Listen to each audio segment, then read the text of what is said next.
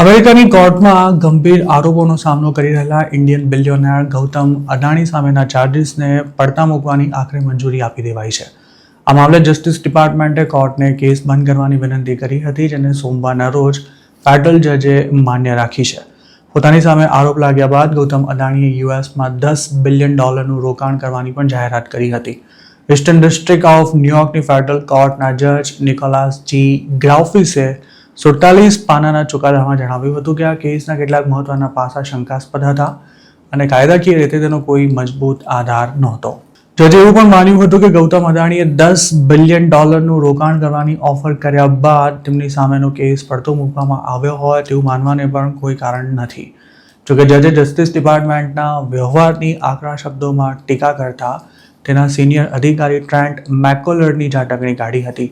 મેકકોલરે જ આ કેસ બંધ કરવા માટે પ્રયાસો શરૂ કર્યા હતા. જજે તેમના વિશે એવી ટિપ્પણી કરી હતી કે principal associate deputy attorney general Trent judicial branch પ્રત્યે કોઈ આદર ન ધરાવતા હોય તેવું લાગી રહ્યું છે.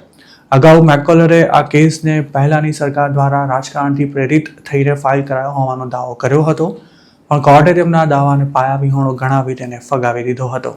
નવેમ્બર 2024માં જસ્ટિસ ડિપાર્ટમેન્ટે ગૌતમ અદાણી સહિતના લોકો સામે $265 મિલિયન કથિત લાંચ આપવાના મામલે કેસ ફાઇલ કર્યો હતો. આ લાંચ ઇન્ડિયામાં આપવામાં આવી હોવાના દાવા કરાયા હતા, પરંતુ અદાણીએ અમેરિકામાંથી પણ ફંડ મેળવ્યું હોવાથી યુએસના કાયદા પ્રમાણે આ કેસ ત્યાં દાખલ કરવામાં આવ્યો હતો. અદાણી ગ્રુપે આ તમામ આરોપોને ખોટા ગણાવ્યા હતા. પીએમ મોદી અમેરિકાના પ્રવાસ પર ગયા ત્યારે પ્રેસ કોન્ફરન્સમાં પણ તેમને આ અંગે સવાલ પૂછવામાં આવ્યો હતો. ત્યારબાદ અદાણીએ અમેરિકામાં $10 બિલિયન રોકાણ કરવાની જાહેરાત કરી હતી અને આ કેસ બાબતે કંપનીની એવી દલીલ હતી કે અમેરિકન પ્રોસિક્યુટર્સે ઇન્વેસ્ટર્સને ગેરમાર્ગે દોરી આ કેસ ફાઇલ કર્યો છે. ત્યારબાદ જસ્ટિસ ડિપાર્ટમેન્ટે કેસ બંધ કરવાની કાર્યવાહી શરૂ કરતા કોર્ટમાં અપીલ કરી હતી, જેના માટે એવી દલીલ કરવામાં આવી હતી કે આ કથિત મામલાને અમેરિકા સાથે કંઈ જ લાગતું વળગતું નથી, તેમજ અમેરિકાએ વર્લ્ડ પોલીસની ભૂમિકા ન ભજવવી જોઈએ. જોકે જજે આ કેસ બંધ કરવા માટે અપાયેલા કારણો અપૂરતા છે તેવું જણાવી વધુ વિગતો રજૂ કરવા માટે કહ્યું હતું. ન્યુયોર્કની ફેડરલ કોર્ટના જજે ભલે હવે આ કેસને બંધ કરી દેવાની મંજૂરી આપી દીધી હોય, પરંતુ તેમણે ડીઓજેની કાર્યવાહી સામે આકરા સવાલ ચોક્કસ ઉઠાવ્યા છે. કોર્ટે ફાઇનલ જજમેન્ટ આપતા પહેલા અદાણીના વકીલો સાથે ચર્ચા કરી હતી અને અધિકારીઓની સલાહ લેવાને બદલે પોતાની રીતે જ આ અંગે આખરી નિર્ણય લીધો હતો. નવેમ્બર 2024માં ગૌતમ અદાણી સહિત 7 લોકોને અમેરિકાની કોર્ટ દ્વારા આરોપી બનાવાયા હતા. તેમના પર લગાવાયેલા ચાર્જિસમાં એવું જણાવાયું હતું કે ઇન્ડિયામાં સોલાર એનર્જીના કોન્ટ્રાક્ટ લેવા માટે આ કથિત લાંચ ચૂકવવામાં આવી હતી.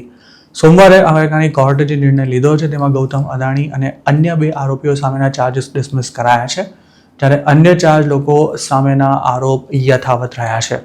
આ કેસ ફાઇલ થયો ત્યારે બાઇડન એડમિનિસ્ટ્રેશને એવો દાવો કર્યો હતો કે અદાણી ગ્રુપ દ્વારા કરાયેલા કથિત ભ્રષ્ટાચારની કિંમત અમેરિકન ઇન્વેસ્ટર્સને ચૂકવવી પડી છે. આરોપીઓ પર લગાવાયેલા ચાર્જિસને જાહેર કરાયા ત્યારે 7માંથી એકેય યુએસમાં હાજર નહોતા અને સરકાર બદલાતા જ આ કેસ પણ ઢીલો પડી ગયો હતો. મે 2026માં ન્યુયોર્ક ટાઈમ્સે જણાવ્યું હતું કે અદાણીની લીગલ ટીમે ટ્રમ્પના પર્સનલ લોયર રોબર્ટ જે જ્યુફ્રાનીની આગેવાનીમાં જસ્ટિસ ડિપાર્ટમેન્ટના અધિકારીઓ સાથે મુલાકાત કરી આ કેસને ડિસમિસ કરવામાં આવે તેવી દલીલ કરી હતી.